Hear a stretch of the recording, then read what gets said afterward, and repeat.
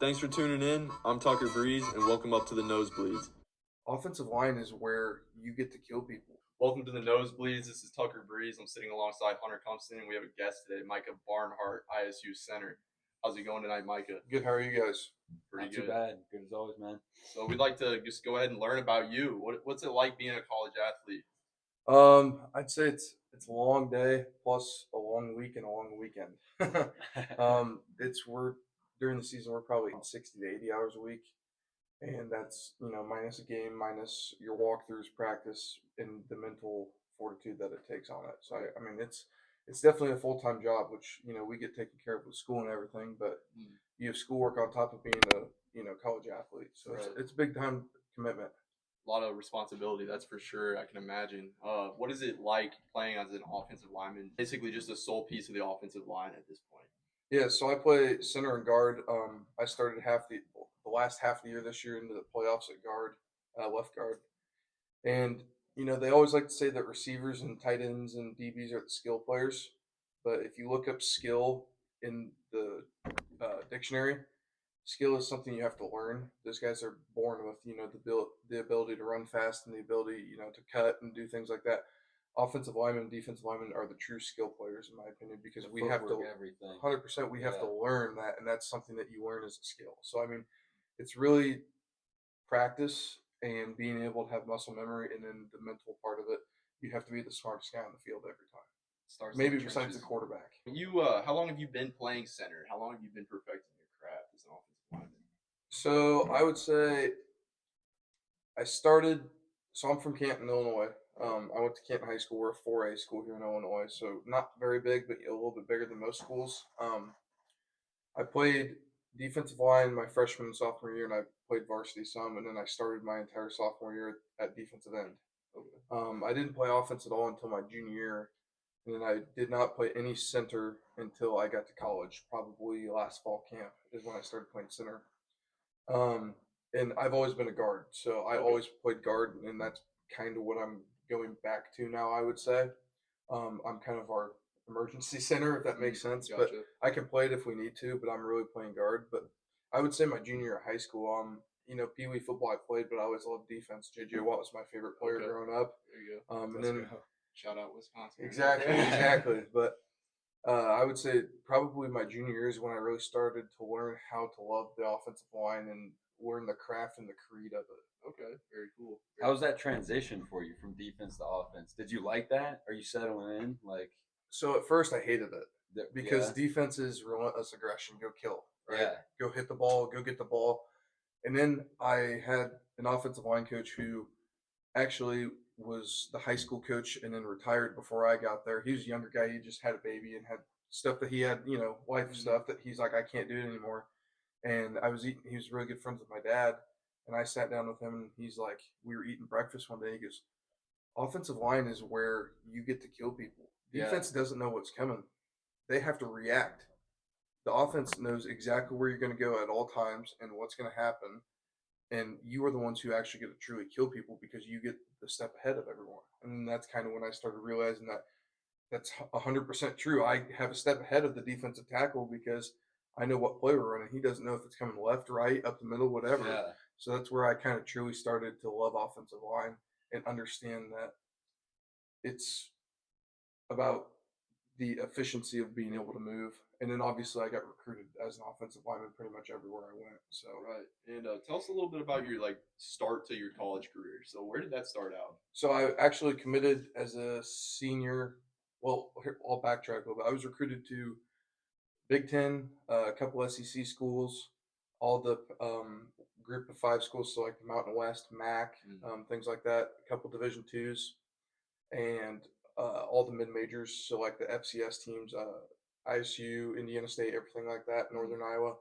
I originally went to visit. I visited Michigan State, Mizzou, Wyoming, Toledo. I'm trying to think where else. If I went through my phone right now, I'd be able to show you Snapchats all. You've been all over. Yeah. I actually didn't play baseball my junior year of high school to take visits. Okay. Just because I couldn't make the time commitment. But yeah. a lot of unofficials, a lot of game days and stuff. But it's hard because college recruiting now is about getting your name out there. It used to be when my dad was getting recruited that you sent in your cassette tape and they'd play it at every school in the country. Now you have to have Twitter. You have to almost market yourself to be able to play, even if you are a great football player. Yeah. But I committed to Wyoming my senior year of high school. Yeah, I loved it. I thought I had a really good chance to play. I wear boots and jeans 99% of the time. It's out west being a true cowboy, and I was like, where do I sign up? I got there 2020 of my freshman year of college, so that June. So I think we moved in June 6th, June 13th, something like that. And COVID hit, obviously. Yeah. So that ruined my entire summer and entire freshman year. So I stayed there from June to September of 2020. I was there about 4 months, and I hated it. It was not anything of what I signed up for college. Um, I loved Wyoming. I loved the place, and I loved my coaches and everything like that. It just wasn't college for any kid at that time. I mean, you guys are the same age as me. You know that it was not. There was no one on campus. We were online classes. We didn't get to like meet any of your teammates, anything like that. So I ended up transferring in September, and then ISU called me because I'm from an hour from here, so they called me out of the portal and said we'd love to still have you, and I came here and I've loved it ever since. That's awesome. Okay, so it brought you back home, and you ran with it basically. So, Pretty much, yeah. Oh, so what does 2025 look like for you? I would say first game is at Oklahoma, so that's a big one Yeah. to show. I mean, everything that I can do, whether that's NFL, whether that's just to prove Absolutely. myself. I would say that's a big one. And then I would say win the conference, win the state. So we play SIU. We actually don't play Western this year for the first time in Really? like 19 years or something like that because they left the Missouri Valley. Okay. Yeah. But win the state, so beat Southern and Eastern, win the conference, and then go win a national championship. I think we could have done it last year, and I think we just fell short in a bad game that we played. Absolutely. No, I think that there's a lot of positivity to be seen within the team. So, Yeah. Last year there was a couple players. Let's start talking about the NIL situation with ISU. So there were a couple players that I heard about that were doing some NIL agreements and had some deals in place, what you name it. But what does it look like for you? Is there any NIL opportunities that you've come across? Yeah, so as an offensive lineman, we're the first to get yelled at and the last to get a high five, kind of, sort of. I mean, we are the last people that get recognized, even though I think we have one of the most important jobs. But it's been really good for me. Just with my social media, I love filming, kind of like you guys, obviously. I duck and goose hunt, and I also have a dog, so I take a lot of videos like that. And it's been not too bad for me. Obviously, it's more necessarily about your social media following than it is about being a big time college football player, which is funny to me because you could be the biggest, best college football player in the nation, but if you don't have a social media following, you're not going to get any deals because it's all about marketing, right? I mean, my undergrad was in business administration, so I've taken 3 marketing classes. I'm in my master's in marketing class right now, and it's all about marketing and who you know and being able to put stuff out. But I actually did a deal with one of my teammates from Wyoming. His friend started an online company to auction ag equipment. Okay. So there's no seller's fees. So no seller's fees, 3% buyer's minimum or maximum. I can't remember the exact details of it, but 3% buyer maximum fee, and then it's 10% commission. Okay. No, across the board, and I actually am wearing the hat. That's really I have cool. like 6 of them. I'll get you guys some, but Oh yeah. it's called Tractor Tuesday, and then they excuse me, they started an initiative called Farm Athletes to push kids and push into the country more kids who grew up on a farm, who live in the outdoors, things like that. I necessarily didn't grow up on a farm, but I drive a lifted truck. I wear boots and jeans. All my friends farm. Yeah. I know how farming works. Right. I sat there with my buddy and called him last night and talked about him, spraying for 4 days and stuff like that. And obviously living out here, you guys know that it's a big part of life, and a lot of people don't understand it. So they've actually started and pushed that. Give us a bunch of cool merch, and we post whatever we want, and they take really good care of us. They're awesome. But and he has started a company to help farmers save money because these farmers are going to these auction sites, as you guys know, and are getting screwed with a 20% buyer's fee or seller's fee or whatever. And it's like you're paying 20% on top of a $500,000 tractor, and you can't do anything about it. And you're like, I'm getting screwed by it. So they've started online. It's across the nation. They've actually done really well with it. They've got like over 50,000 active users now on it, I think. So it's based out of Nebraska. Zach, let's settle down over there. All right. Oh, no, that's super cool. Obviously, as you see, like farming's been a part of my life for the entirety of it. So Yeah. that's super cool to see you guys joining forces to support that. And I think that's really cool. Appreciate it. Yeah, and I necessarily didn't grow up farming. I've rode with my buddy in the tractor multiple times. One of my best friends, as we were talking about earlier, is a seed salesman, and he does really well, and I love being around it. And as a kid who didn't grow up farming, but I have an appreciation for it, just because I know what they do for us, and they feed America. They really, truly do feed America when it says that on a sign or whatever, Yeah.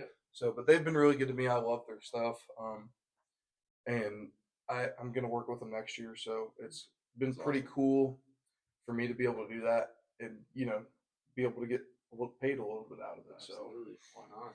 Sure, it's much harder as anyone in the trenches, defense or offense, to get those big NIL deals compared to like quarterback, wide receiver, any of those like skilled positions, quote unquote. You know what I mean? Yeah, like 100%.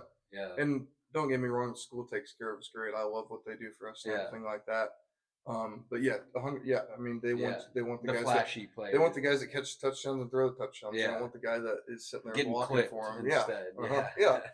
But you love it. You learn to, and kind of going back to like what I talked about with the creed of offensive line. That's what my offensive line coach talks about all the time. He goes, no one's going to notice if you make a good play. No one cares if you made a good play, but don't screw up, because then everyone's going to notice. Yeah. And that's the best definition I can give as being an offensive lineman. Yeah. At any level, whether you're in Pee Wee or the NFL, no one cares at all. Excuse me. No one cares at all if you make a great play. You could have the best season of your life, not give up a single sack, and no one's going to say a word. But if you screw up, they're going to know. Yeah. Just one time. Yeah. It could be a long run, or it could be a touchdown pass. So exactly. There's one thing. Look at the Bears O-line this season, how scrutinized they are. Well, look at like Zach Martin, who just retired for the Cowboys. Right. What's the first thing they said? Oh. 7-time All-Pro, gave up 1 sack. Yeah, no, it was something along the lines of he had more Pro Bowl selections, Pro Bowl nods than he did holding penalties throughout his career. So that's what it was. That's insane. And who would have known that? I knew that just because I watched Zach Martin growing up, and I knew who he was and loved him. Mm-hmm. Any casual football fan is not going to know that because no one gives a crap about Zach Martin until he retires, because he was a great player. Exactly. And bringing up a Cowboys offensive lineman, actually someone that's replacing Zach Martin and Tyler Booker coming out of Alabama, he has the quote of, I like to make guys not love football anymore. Is that something you can kind of relate with? I feel like that kind of goes along your personality. Yeah. The play. Yeah, I mean, I would say your offensive linemen take on the attitude of your quarterback, and your quarterback takes on the attitude of your offensive line coach and your offensive coordinator and your head coach. So our quarterback's Tommy Rittenhouse. Tommy is the best way I could compare Tommy, not necessarily play, but personality, is Baker Mayfield. Okay. Everyone in the locker room loves him. He will beat up a dude if he never has to, obviously, but he's the first dude in a guy's face if there's a fight. Okay. And he's going to die for his offensive lineman. We're going to die for him. I love the kid. I would, put my, foot down for him, anything and like you that. Do. Exactly. Yeah. But I mean, 100% one of the best people I know, and I love the kid. I think he's a year or two. I can't remember if he's a year or two. I think he's a year younger than me, but yeah, I mean, I think your quarterback kind of sets your attitude, and then I think your offensive line follows. But that also can work in reverse of that. Your offensive line sets your attitude, because there's some days where we set the attitude and Tommy's like, all right, we got to go. Let's go. So I think that it kind of works back and forth. I also think that your offensive line leads the way. So I think if your offensive line has that attitude, everyone else on the team is going to have that attitude. Right. And vice versa, defense. If your defensive line and your linebackers have that attitude, everyone on the team is going to follow that. Our Micah linebacker, Ty Niekamp, is an All-American as a freshman. And he has the attitude. He always says when we walk out of the locker room, it's kill or be killed. Yeah. And I think that really personifies our defense to, play their balls off and work their ass off and play hard. So I mean, but it's definitely. I saw that quote and I was like, that's perfect of an offensive lineman, because it really kind of shows the attitude that we have, right? And how we're going to work, and we may not be the best or the biggest guys in the field, but it's the attitude, and that's kind of what I think I bring to the table. Because I'm not the tallest guy. I'm 6'4", which everyone is going to be like, "You're 6'4", but when it comes to Division I offensive line, I'm not very big. So. Well, I mean, you can see guys that are like 6'8" going in the NFL now. So Yeah. no, there's some height in the trenches, that's for sure. But Mm-hmm. the heart drives it all. I would say I think that with your attitude, that's where it starts. So Yeah. I think you laid it down perfectly. But you can also see some of these bigger guys that also don't know what they're doing. Right. You know what I mean? Like getting holding calls. Another like, Cowboys lineman, Tyler Guyton. Yeah. Tall as hell. He's He got the doesn't really size, have the but fundamentals right now. Like Yeah. he's kind of just, a lot of 15 holding calls last year. So got to lower that number. But yeah. what are your aspirations for the future as far as like Micah Barnhart, the player? I mean, obviously everyone's going to say NFL, right? Yeah. That would be awesome. I've always been a kid where that's my dream all my life, and if it doesn't happen, I completely understand because God has a way of working things, and I'll be okay no matter what. But I would say NFL, obviously, whether that's whatever capacity, if that's a 53 practice squad, anything like that. But I would say right now, all conference. I started last year. Became the guy last year. So I got my opportunity halfway through the season, and a guy got hurt, and I started and I ran with it. They couldn't take me out because I played too well.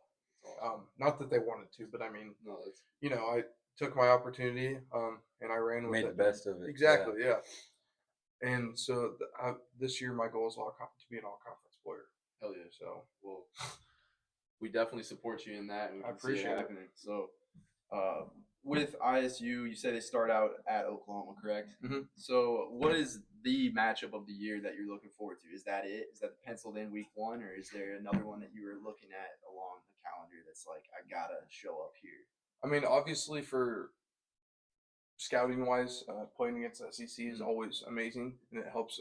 I mean, we just had Keandre Jackson who went to the Ravens, and we played Iowa this year, and I think his film against Iowa helped him get signed by the Ravens. I think it was a huge thing.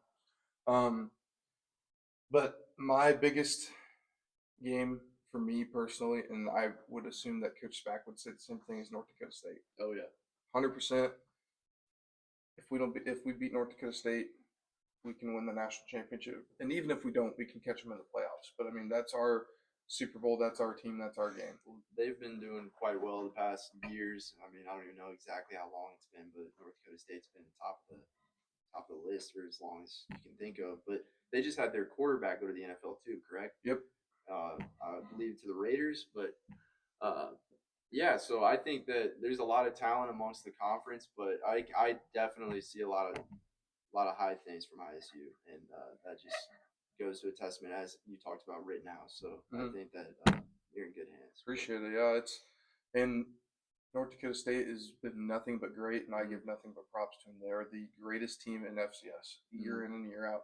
And the Missouri Valley Conference, South Dakota State, South Dakota, North Dakota, are all just. I mean, it's the SEC of FCS football. It's the best conference in the nation.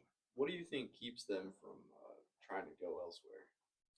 I couldn't answer that one for you, honestly. I don't. I think they. I mean, they win. Why would you want to move when you win? Yeah. That's why I wouldn't move. Fair honestly, enough. Fair enough. If I'm the best of the best, why would I move until someone beats me? There you go. That's how I think about it.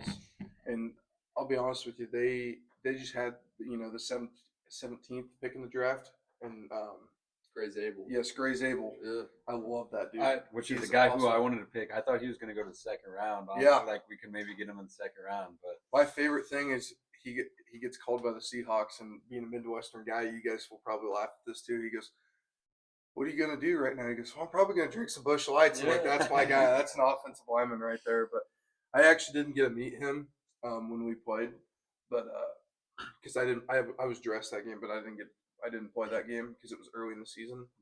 But he's everything that I have. One of my buddies that knows a kid on North Dakota State, and he says that he is the best guy ever. Like, you just sit there and laugh with him. He seems like a great dude. But that was awesome, and it was awesome for the Missouri Valley and for North Dakota State to be able to put a kid in the draft and go 17th overall. I mean, you can't ask for anything better than that. You know? No, that was outstanding. I was shocked to hear it myself whenever he went that early. But as you were saying, you were hoping he would slip to the Bears in the second round. And he is good. I mean, Yeah. he is an elite athlete at And his size. his combine and his pro day, like, Mhm. definitely put him above and beyond. Yeah. Like, he was a little bit lower Nate. Like, Well, the Senior Bowl is Senior Bowl that's is what. what they Yeah, look for. yeah, you're Yeah. right. Yeah. Because I believe he went against Mike Green or something at one point. That's where he stood him up. Yeah. And Yeah. that was, Highest sacks in the entire. Yeah. Yeah. And he entire can play year. any position. Mm. Now they're gonna say in the NFL his arms are short to play tackle. No, I watched the dude play tackle for 60 snaps. He's amazing. He's a heck of an athlete, and he can move from center to guard to tackle at any time. They also say that about Will Campbell though, and look Exactly. how well he did. So, you know, I loved Will Campbell's post-draft interview too. I thought that was pretty. Oh yeah, he seems very humble. He's very Yeah. calm. Like he's just like ready to work. You know. Yeah. That's I love the exact- suit too. Simple Yeah, suit. yeah, You know, good one. he was looking flashy. No, but so let's go ahead and talk a little NFL since we're kind of starting to sway that way. Who do you root for? I'm a Bears fan. Okay, so what are your thoughts on their offseason and what they've done to change the team up? Go ahead. You can answer this one first because I can tell you what I think. But It's been a confusing offseason. That's all I can say. I'm honestly happy with the picks after they made them, but it's definitely not what I was expecting. I was maybe thinking a running back somewhere in there, second round.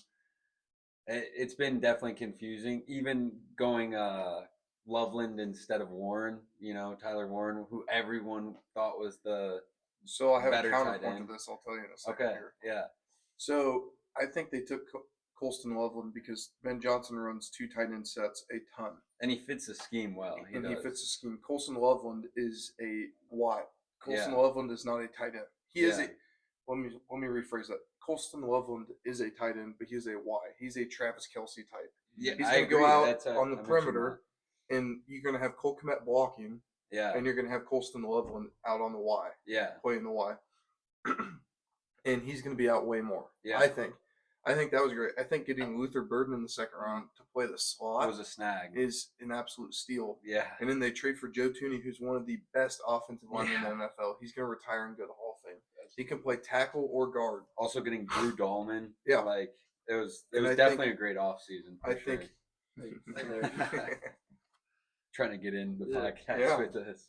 I think that is a huge get for them. And then their offensive line rebuilding is, I mean, again, like we talked about earlier, that's where they start. That's where Ben Johnson's offense starts. So I Yeah. think that is a huge, huge, huge get for them. Yeah. What do you think about Braxton Jones staying as tackle?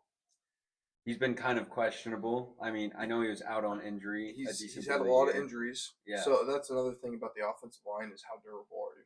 Yeah, They'll ask you 100%. that. How many times have you been? No, that's every position, but offensive line the most because we get rolled up on, we get a rolled ankle, everything like that. But I like it. I think he is a really good athlete for how big he is. Yeah, It'll be interesting to see how he can progress. yeah. Especially because he's still young. Yeah, So, he's you really know what I young. mean, yeah. And what is he, a third year? What is he in his second, third year? I believe this year coming will be his fourth year. I Fourth year? believe. Okay. Yeah.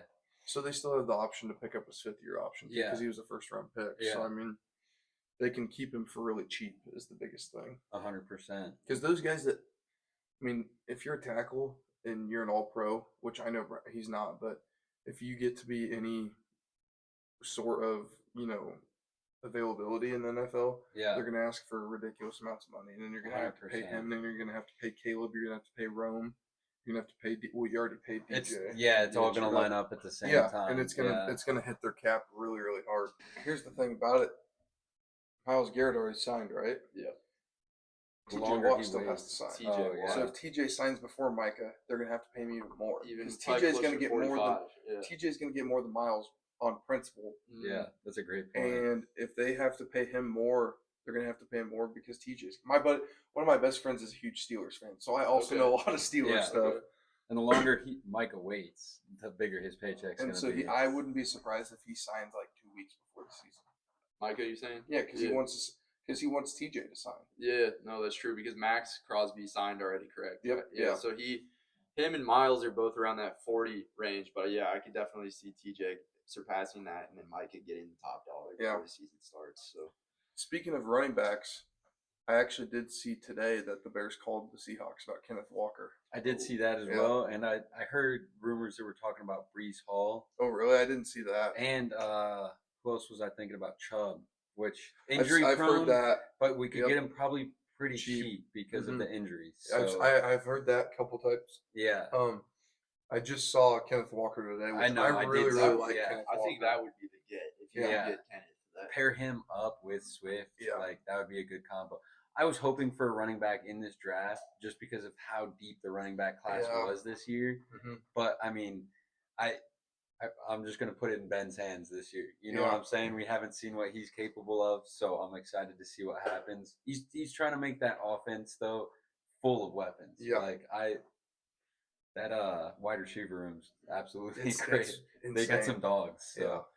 And I think they did great by getting Luther Burden because they get rid of Keenan Allen, so bring in another weapon. Those players only succeed when the O-line is doing great. You know what I mean? Yeah, so you can have a running. So our coach always says that you're going to have to juke one, you're going to have to make one miss, which is I kind of say is the same thing as juke one, but he always says that you're going to have to juke one, you're going to have to make one miss, and you're going to have to run one over as a running back.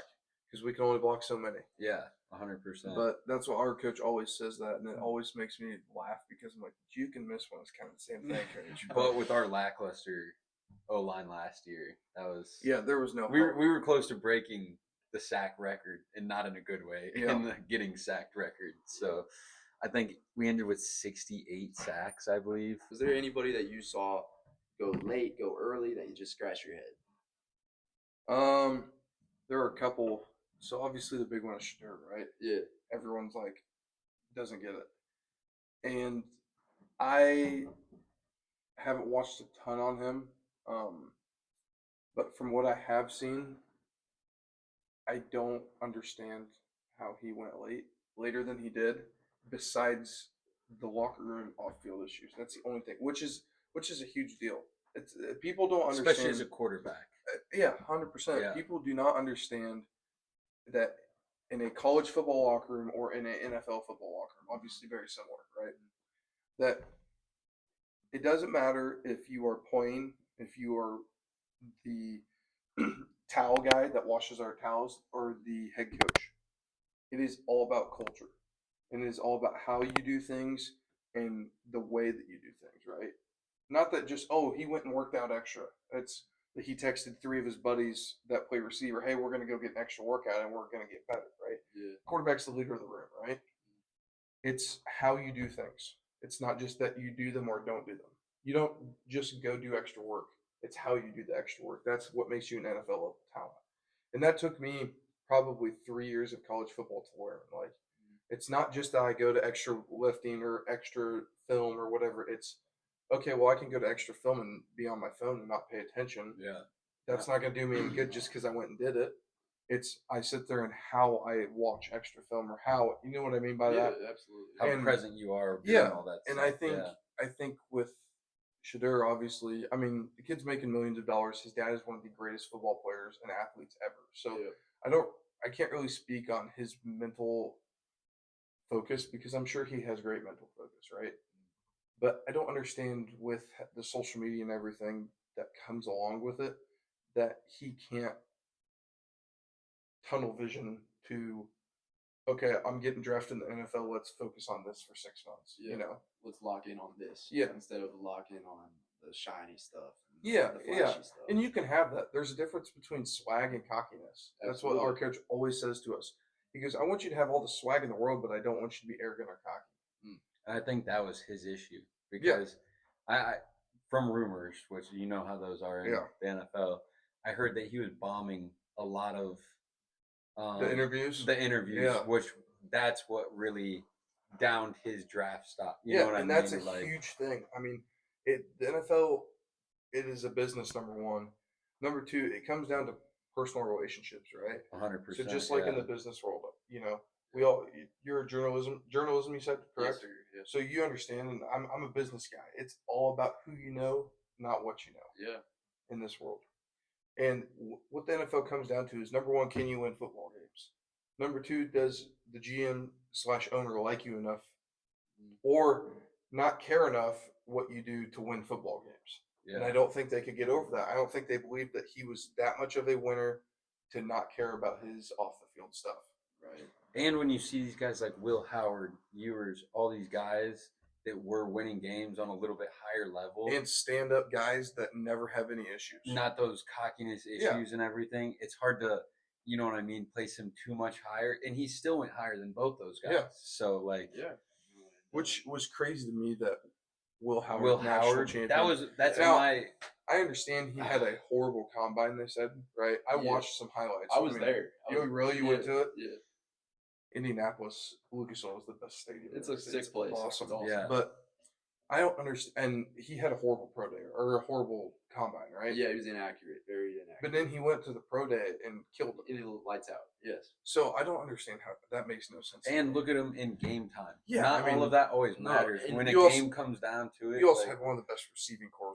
that's ever. true. But- Especially, yeah, that's especially true. Look where he came from. Where Kansas State, I believe. Yeah, Kansas State. I He believe so, transferred yeah. 1 year, takes him to the championship with it. So Yeah. Yeah, I don't know how that doesn't warrant at least like a 4th round pick. Like Yeah, that's 100%. that's what I think, because then you have Dylan Gabriel, who, don't get me wrong, I think Oregon was a great team, yeah. but Dylan Gabriel's talent doesn't necessarily translate to the NFL as well as Will Howard's does. Yeah. Especially with the size That's- comparison yeah. as well. Yeah. Exactly. So that's surprising to see nonetheless. Yeah, that was amazing to me. I do know one of my buddies. He was pumped to get him because he's a Steelers fan, Yeah. and he's like, He can fall that low. I the mean, funniest thing though was, I talk to my buddies on the Xbox a lot, right? Yeah. Just with some of my hometown buddies, and we play games and stuff, but we mostly just talk. Like we watch the NFL draft, we were all talking to each That's other. awesome. Just like, it's like getting together with your buddies on the couch, except Right. they're 2 hours away, so it's Right. like I sit there and talk to my one buddy was down in the south. We talked to him too, and it's just a way to like keep friends, just Yeah, talking. 100%, Yeah. But I was sitting there, and it's the second round. They don't pick Shedeur. It's the third round. They don't pick Shedeur. And every time I just hear him getting angrier, and angrier, and I just keep laughing. And I feel bad because I'm like, I'm a jerk for thinking this, but it's just so funny. And then they finally get Will Howard, and he calls me. He's like, "Will Howard, baby!" He was all pumped up, and I was like, "You could have had Shedeur on the second." Yeah, But I mean, a lot of people had tied in going to Pittsburgh in the first round, even at pick 21. But no, excuse me, that's what it was. They didn't have a second round pick. It was the first the round. team that probably improved the most would be, and that just comes from what they always do. I think the Eagles constantly are improving, and they can't stop. Whether They it's just the Eagles take the best player on the board that everyone thinks should go, yeah, and they don't overthink it. They No. don't. Yeah. I feel like a lot of these GMs try to be too smart. yeah, They try to outthink 100%. everyone. It's like, just take the best player. Well, and look what it's done for them. Yeah, You know exactly. what I mean, Like, like time and time again, the draft boards, they're getting one of the best guys. Look at their secondary this year Yeah. after last draft. You know what I'm saying? Mhm. Oh, just Like, Mitchell and DeJean. yeah, Yeah. like Yeah. absolutely outstanding picks. They knew they needed those guys, Yeah. and you know what I mean. And Picked then exactly what this- they needed. This Like, year they go in the end of the first round and they get Jahad Campbell from yeah, Alabama, and I think he's going to be an immediate impact to their defensive line. So Yeah. no, and again, a top need. You A- know what a I mean? As defensive long line as- that was already stacked. exactly. But they did lose a lot. In this No, they did, offseason, but though, yeah. So But still, I mean, a defensive line that you saw in the Super Bowl that they could rush for, yeah, which I really don't understand. I think the Chiefs had a lot of problems on the offensive line They had- because I think they had a lot of injuries. I mean, Yeah. you had Joe Tooney move. Joe Tooney's played To guard tackle. for 6 years now. yeah, and had to move And to had to tackle. move to tackle halfway through the season. That's Yeah. not easy to do. Tackle is like getting in a fight in the middle of the field. Guard is like getting in a fight in a phone booth. Okay. It's a That's whole- how I yeah, compare it. It's a okay. whole different position. It's a cool and people- comparison. It is. I learned that from actually my defensive line coach in high school, who's one of my dad's best friends, is that he always said get in a fight in a phone booth.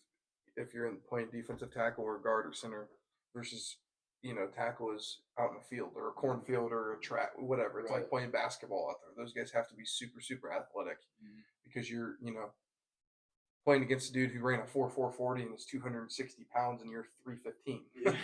And you know this much better than I, but isn't the footwork quite a lot different as well as like more the hands as well than the footwork? I don't know. So tackle's a lot more verticality. So Okay. a tackle, if you're playing tackle, I don't play tackle. I'm not long Yeah. enough. I don't have long enough arms. But if you are playing tackle, now there's guys that get away with it with short arms because they're super athletic. Will Yeah. Campbell type. He's Yeah. super athletic and can get away with having short arms. 100%. I'm athletic, but I'm not super athletic, so I Yeah. couldn't get away with it. I don't think, at least. But tackle is more vertical and it's more on an island. Okay. There's a lot of times at guard where I'm going to help the center and I'm going to go try and break a guy's ribs. Yeah. I mean, he's engaged with the center. I'm going to come in and try and kill him in the ribs. So, I mean, It's more of a team. yeah, we have a lot more team effort. and most offensive lines have a lot more 3 and 4 man protections on the backside. Yeah. Because you want to slide the protection away from where your quarterback is looking. Yeah. So that's a big deal. So we'll have 3 and 4 man slides versus tackles. A lot of time you got to cover 4 yards back because that dude's lined up in a 9 technique 3 yards away from you. Yeah, 100%. So it's more the speed of the footwork, I would say, because we Okay. do a lot of the same footwork. There are some differences in them, Yeah. but it's more the speed of the footwork and I can take a bad step and get away with it because I can recover with my athleticism because I have Because of someone the short helping me. distance. Yeah. And, yeah. Versus tackles, if you take one bad one bad step, sorry, excuse No, me. you're good. If you take one bad step at tackle, he's running right by you. Yeah. Because you have so much space to cover and Yeah. ground to cover at tackle. That's kind of the difference. Especially when you got like Micah Parsons. Yeah, And I these mean, crazy guys. He's one of the most athletic dudes on the field at all times. Yeah. And mentioning 4.4 speed. Yeah, there I you mean, go. I weigh like 305 now. When I was 285, I ran a 4.9 laser time. Okay. So Micah Parsons is half a second faster than me off the ball, and just as strong as me probably. So I mean, it's not fun to do. No, I can imagine. Jeez, but So going back to you a little bit, do you look forward more to playing center, or are you more comfortable with guard? I love both. I probably will play guard. I like guard. That's where you're more. Yeah, I'm more comfortable at guard. I love playing center though, and I don't have any issues with it. Yeah. I probably enjoy guard more. Okay. I also have a different appreciation for center though, because you have one hand pretty much half the play. By the time you snap it and get it back, you have one hand for half of the time you're playing. Yeah. 100%. It's not fun. And you got to be connected with the quarterback. Yeah. And actually. And you're making all the protection calls, which I was fine with. I didn't really have any trouble with any of the calls or anything like that. And I didn't really have any trouble besides a couple bad snaps here and there, but nothing. But our coach believes that if you play inside, you can play any 3, or if you play outside, you can play either tackle. okay. Yeah. So, because the only thing that's different is you're switching stances and switching what way you're running. What foot you're bounced off. Okay. So, which I'm sure if you've been comfortable with one, you've been doing it all through high school, college, and everything. I'm sure we're getting used to switching from right to left. Yeah, it wasn't that big of a deal right to left. Now, guard to center was different, like I said, because you have one hand the whole time. Yeah. And I'm left-handed. Yeah. So I snap the ball with my left hand, which most guys that are right-handed, 11% of the world is left-handed. Yeah. So they also had to get used to that with me snapping the ball with my left hand. Gotcha. So it was kind of wacky to get, but it's more just a repetition thing and a practice thing. Once you get used to it, you settle in. And I mean, it's your footwork and being able to kill kids. So. Yeah, 100%. Absolutely. So how do you manage day to day as a college athlete? What do you do to manage the workload? The biggest thing is we practice in the morning, so we're up early. I usually am up. Right now, obviously, with the finals, I don't have to get up. We're up in the morning, and we got practice. I'm usually there by 7. We have meetings before practice at 7. And then we're on the field by 8:25. We practice until 11 during the season. And then we are done for the rest of the day. And with me being in master's school, I only have classes at 6 p.m. Okay. So I go in the afternoon and watch film is what I would do. Okay. But at least this spring, and this is my first semester in it. So nice.